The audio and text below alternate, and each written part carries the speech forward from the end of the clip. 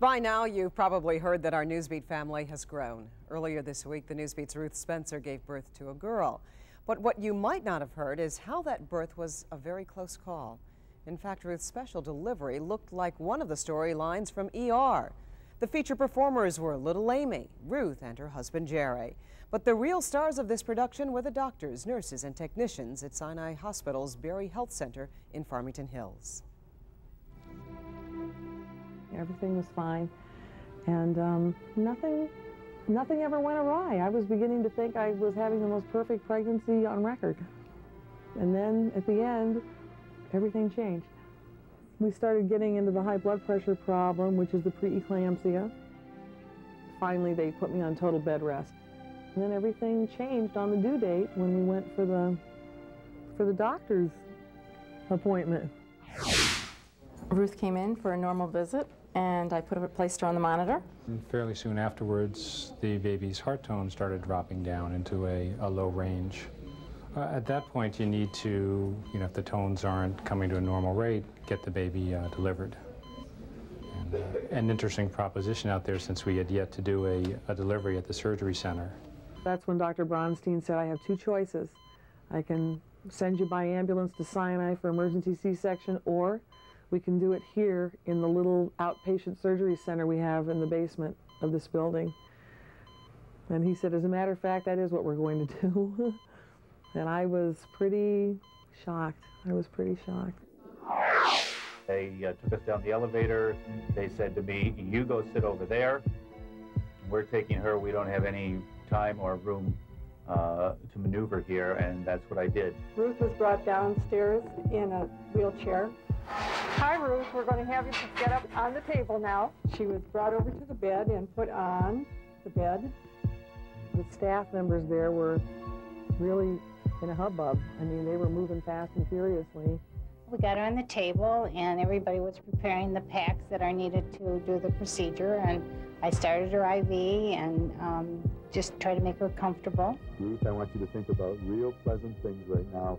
You're going to be falling asleep in just a few seconds, and when you wake up, you're going to have a beautiful new baby.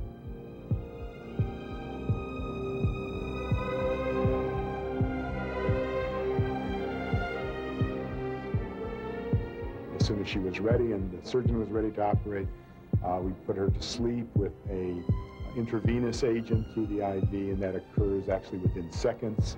Again, within a short period of time, inserted a breathing tube. As soon as that was done, the surgeon was signaled to proceed with the operation. I just know that my wife has a lot of faith in God.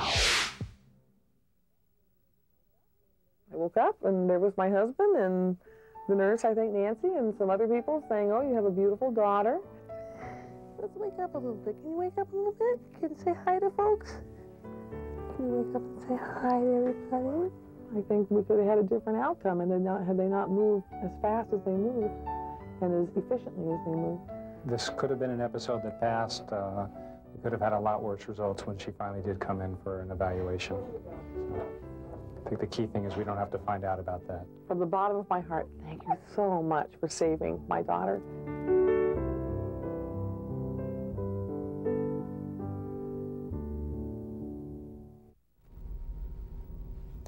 Well, here they are again, Monday's heroes. We simply didn't have the time to give each person's name and title, but needless to say, everyone here at the Newsbeat echoes Ruth's heartfelt thank you for an award-winning performance.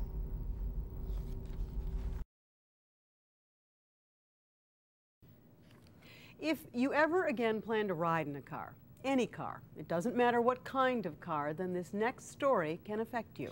There's a hidden danger with seat belts, especially for women, and Catherine Bliss is here to show us. Catherine. Lester and Carol, it happens almost every day. It's called seatbelt trauma, and the reason you may not hear about it is people usually die from it. Tonight, the story of a St. Louis woman who survived the ordeal and how she wants to change the way we buckle up. One warning, however, some of the pictures in this story are very graphic. A morning walk to the mailbox is nothing short of a medical miracle for Ali Freedy. You see, this 22-year-old college student survived more than just a horrible car accident. July 13th, 1997. I'll never forget it.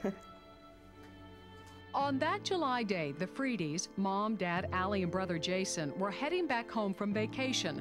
They made their trip in a 3-car caravan. Jason would drive the family's Ford Explorer with Allie in the passenger seat, both buckled up. And that's when this unbelievable story takes a turn no one could have ever imagined. My mom was in the front, and then my brother and I, and then my dad behind us. I had passed an 18-wheeler. I don't know why, you know, I glanced in my rearview mirror, and Jason swerved suddenly as if to try to avoid something that was obvious. I remember them rolling. They looked like little rag dolls in a Tonka truck. The next thing I remember was somebody pulling me out of the truck, and it was my dad, and I heard him say, "Are you okay?" And I said, "I can't breathe." Allie was in very critical condition and needed to be removed from the scene. A medical helicopter transported Allie to the trauma center at the University of Missouri in Columbia. There, Dr. Michael Metzler and his team worked frantically to save her.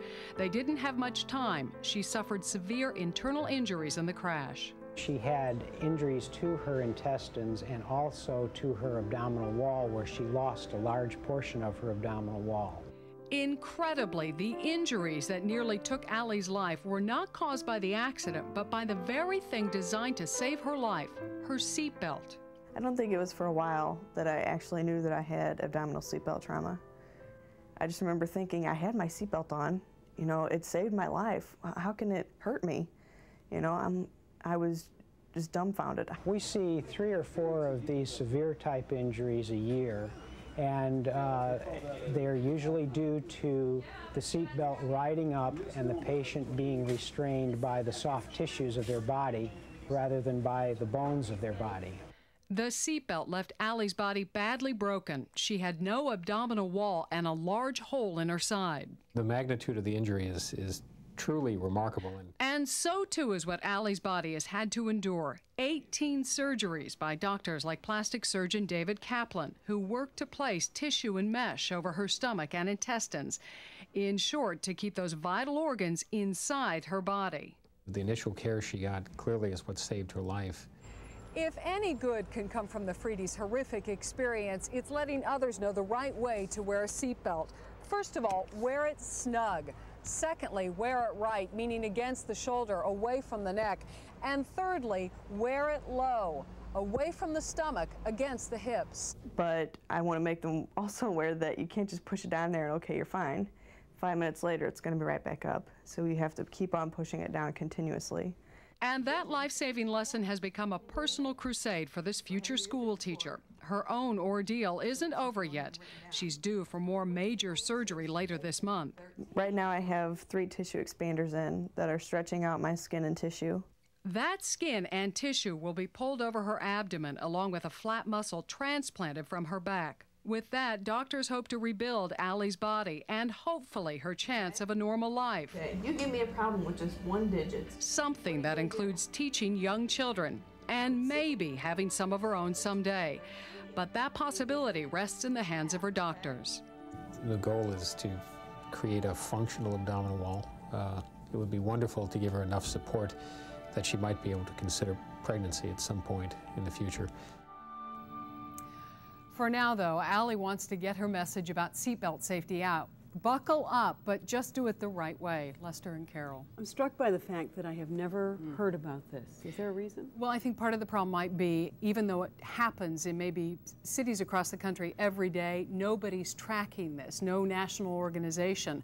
On top of which, often when people die of this, it's just considered dying of internal injuries. So that may be part of the issue. Because we do hear that phrase. Yes, we do. But we also want to get into the fact that she is hoping to change the actual design of seatbelts, and tomorrow night at 4:30 we'll follow up with that part of the story and also what the auto industry thinks of that idea. They have an interesting reaction to her proposal. All right, Catherine, thanks very much. So you think Rudolph the Red-Nosed Reindeer is from the North Pole? Wrong-o. Try the North Suburbs instead. The writer who created him exactly 60 years ago was Robert L. May, and he was a Chicago original. 'Twas the day before Christmas, and all through the hills the reindeer were playing, enjoying their spills. We all know the story of Rudolph. Just because his nose glows, he doesn't fit in. But do you recall Martha May and Betsy Decker are sisters to the most famous reindeer of all? Their dad, Robert L. May, a Chicago copywriter, penned the 1939 Montgomery Ward store handout that went down in history. And this is the house that Rudolph built. His popularity paid for this Evanston home where Martha and Betsy grew up. Growing up, we had a life-size reindeer on the lawn of our house. The kids on the lawn with the deer, them ringing the doorbell asking if he'd come outside and pose with him. Rudolph the red-nosed reindeer. They shouted out with glee 10 years later when singing cowboy Gene Autry recorded this hit song. You would even say it glows. That's when it really took off. Yeah. 1949. The song propelled Rudolph to superstardom. Toys, snow globes. Martha and Betsy even spent one Christmas helping Dad sign special copies of his book. He signed the inserts, so there was pretty much of an assembly line between the three of us.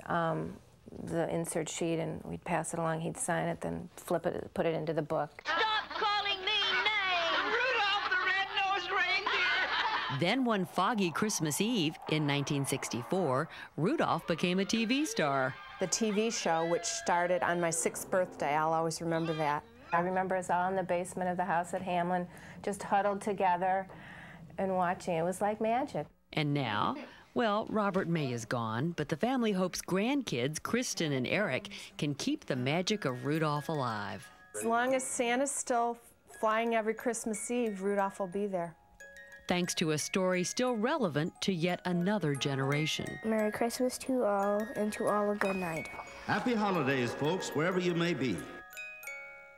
Rudolph has even gone Ivy League. The family donated that reindeer you saw in that old photo from the family's lawn to Robert May's alma mater, Dartmouth College. Tonight, for the 35th year, CBS 2 Chicago will air that popular Rudolph cartoon. It's on at 7 o'clock.